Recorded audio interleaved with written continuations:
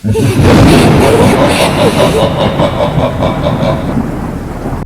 वांगशान family, welcome back. Thumbnail और title देखकर सब समझ ही चुके होंगे कि आज से एक न्यू स्टोरी स्टार्ट होने वाली है। ये एक हॉरर शॉर्ट स्टोरी है। So let's start first chapter. एक ब्यूटीफुल इवनिंग।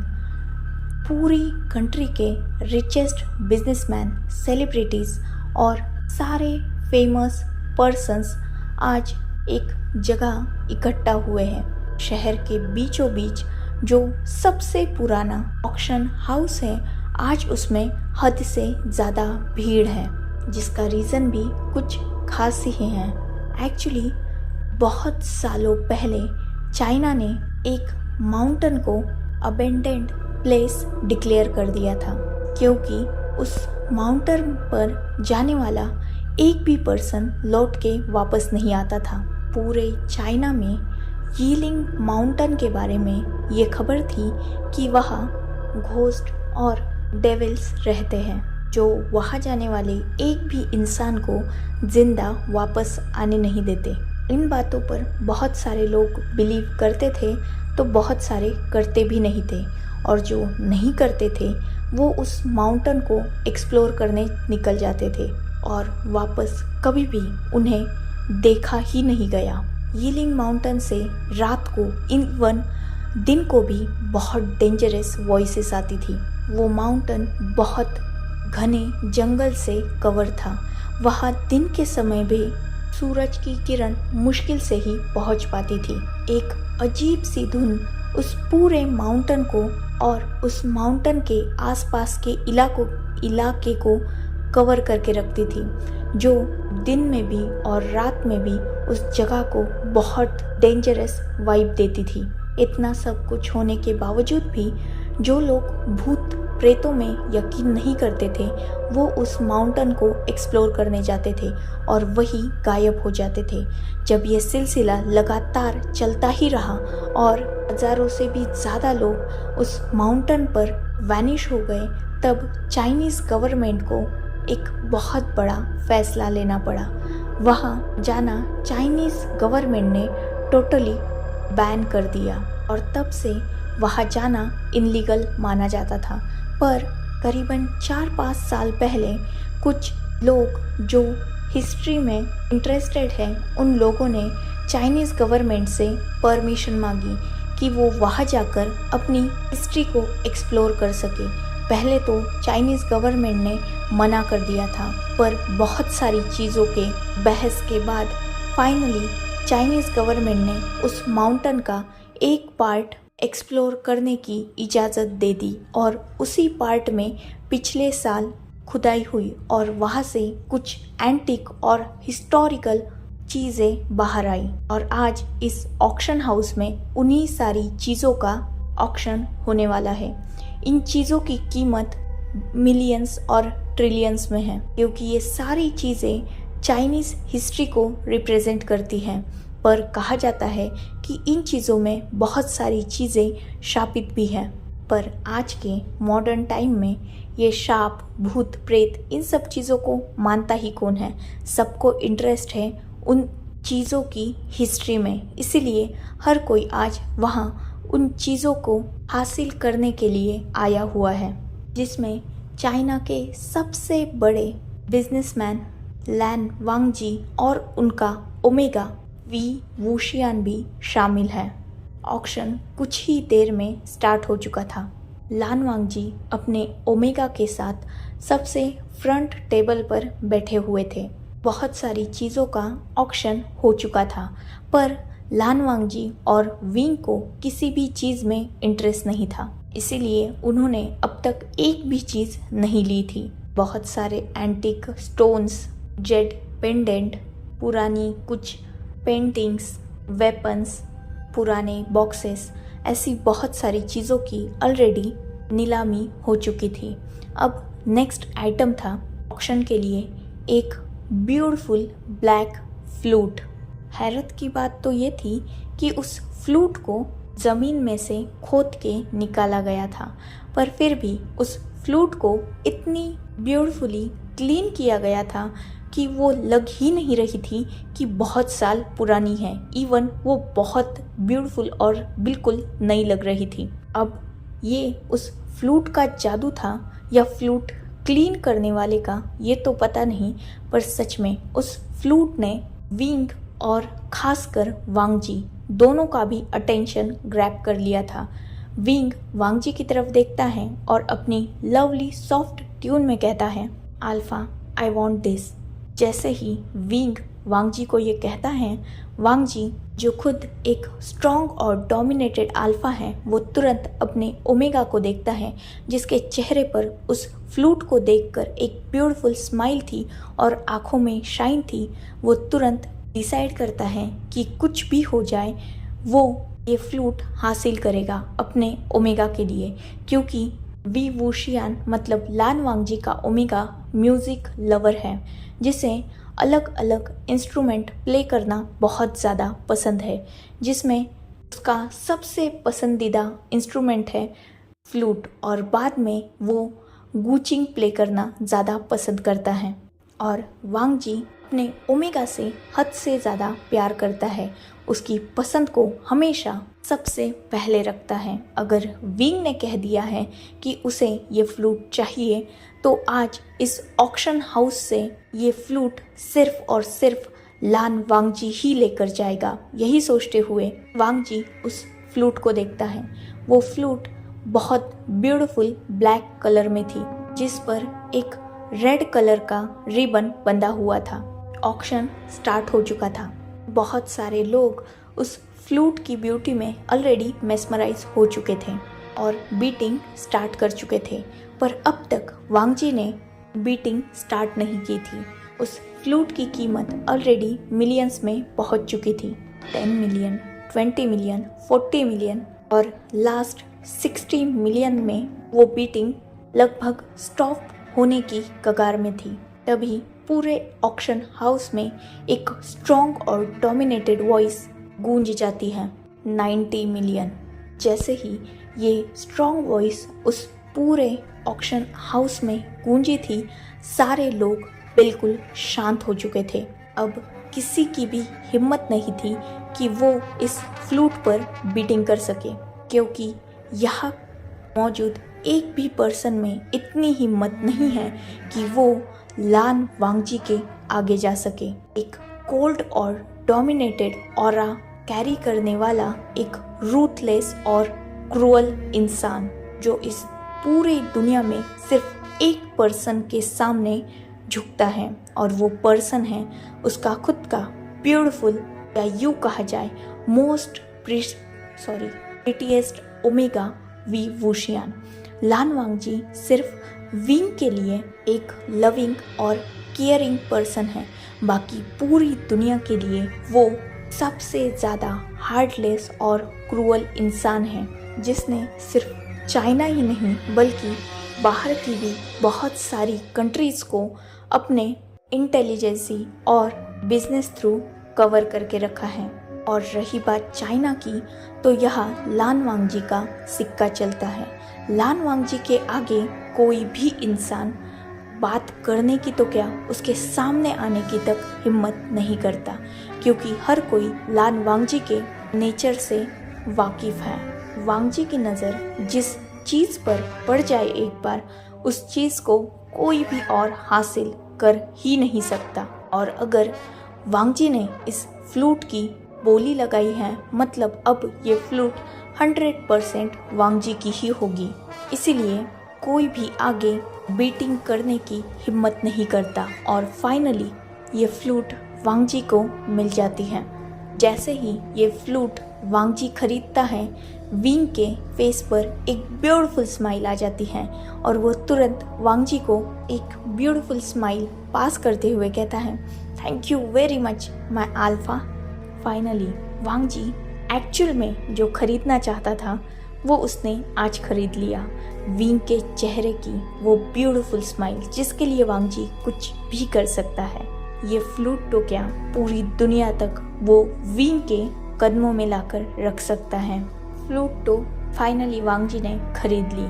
वहाँ और भी कुछ चीज़ों का ऑक्शन होता है जिसमें विंग और वांग जी दोनों को भी कुछ खास इंटरेस्ट नहीं था। इसीलिए थोड़ी ही देर बाद वो दोनों भी अपने मैंशन के लिए निकल जाते हैं। ऑलरेडी बहुत रात हो चुकी थी, करीबन रात के 12 से ज़्यादा ही बज चुके थे। फिर भी विंग और वांग जी को कोई भी फिक्र नहीं थी, क्योंकि वो दोनों एक दूसरे के साथ जो थे।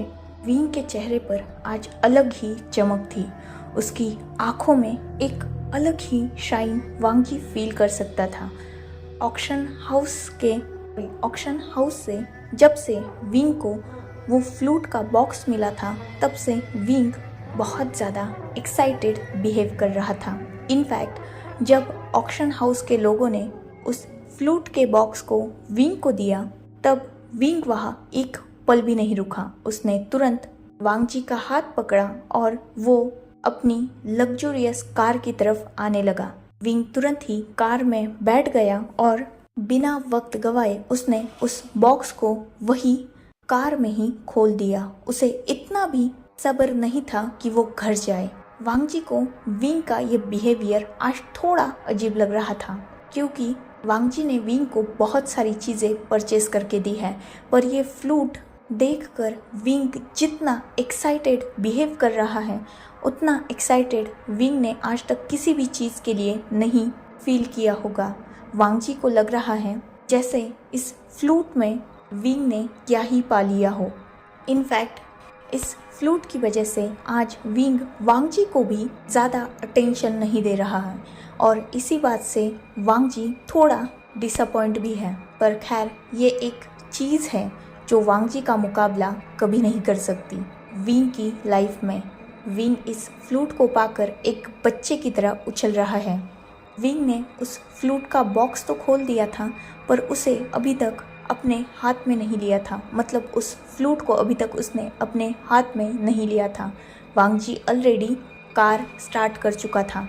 जब भी वांग जी विंग को लेकर कहीं बाहर जाता है, तब वो ड्राइव खुद करना ही प्रेफर करता है, क्योंकि विंग के साथ अकेले में क्वालिटी टाइम स्पेंड करने का वांग जी एक भी चांस नहीं छोड़ता।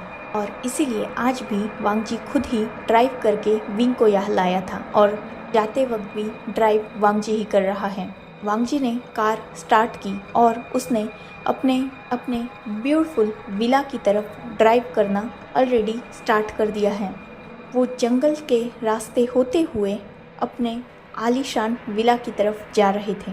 एक्चुअली लान वांग जी चाइना का सबसे रिचेस्ट पर्सन और ग्रेट बिजनेसमैन है, जिसकी न जाने कितनी प्रॉपर्टीज़ हैं, पर करीबन 1 से 1.5 साल पहले उसके प्यार ने, मतलब उसके ओमेगा विंग ने, चाइना की कुछ हिस्टोरिकल बुक्स पढ़ी, जहाँ एक बुक में किसी जगह के बारे में बहुत डीपली एक्सप्लेन किया गया था।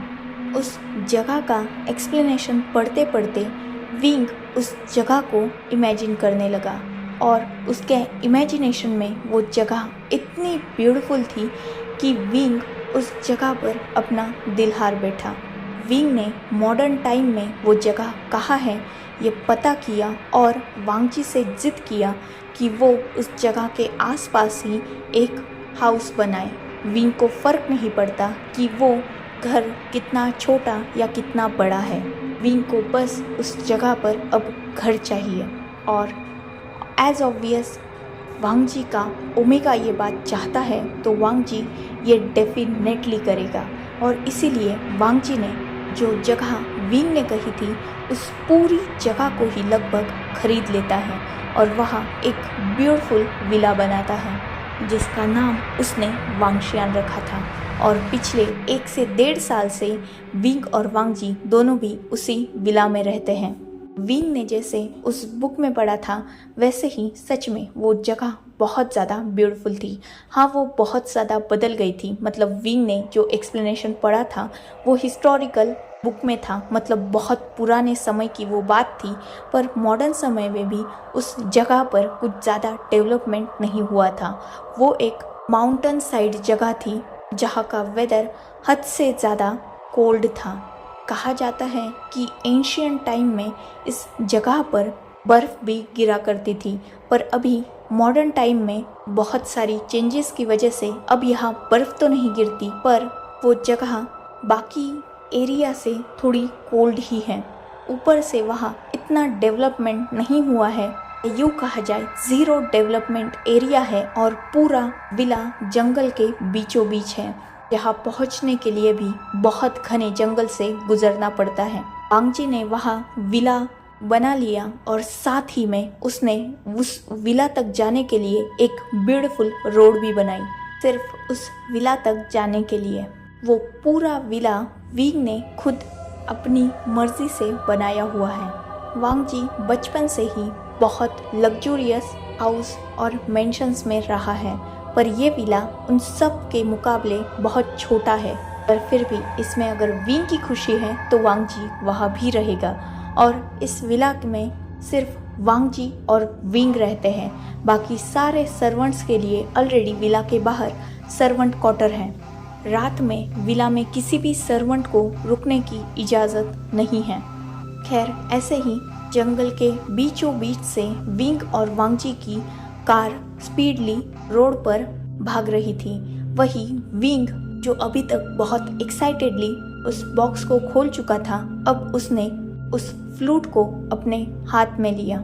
जैसे ही विंग ने उस फ्लूट को छुआ, एक अजीब सी एनर्जी, या यूँ कहा जाए कुछ अजीब सा विंग को फील हुआ अपनी पूरी बॉडी में। पर फिर भी विंग ने उस चीज़ों को इग्नोर किया, क्योंकि अभी उसे इस फ्लूट को देखकर जो एक्साइटमेंट है वो किसी भी चीज़ को डिफाइंड नहीं कर सकती।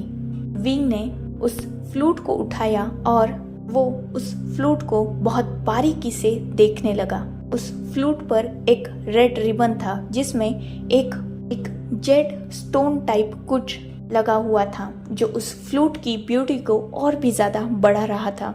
विंग ने उस फ्लूट को बहुत बारीकी से देखना स्टार्ट किया। अचानक विंग की नज़र उस फ्लूट के एक कॉर्नर पे गई, जिसमें बहुत बारीक अक्षरों से एंशिएंट लैंग्वेज में कुछ लिखा हुआ था। विंग ने उस वर्ड पे धीरे से अपनी एक फिंगर को स्लाइड किया और अचानक विंग को एक स्ट्रॉन्ग पावर फील हुई।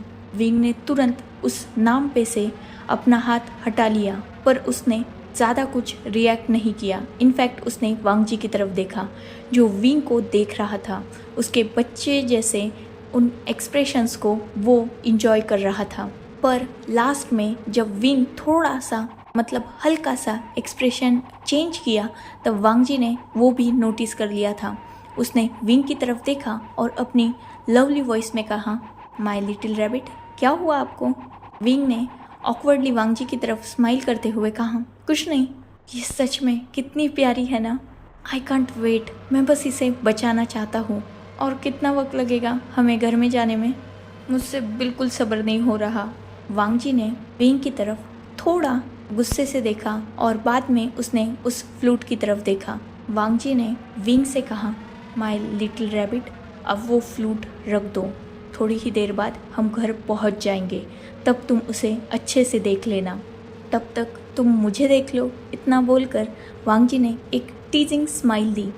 विंग थोड़ा ब्लश कर चुका था, उसके भी चेहरे पर बहुत ब्यूटीफुल स्माइल थी।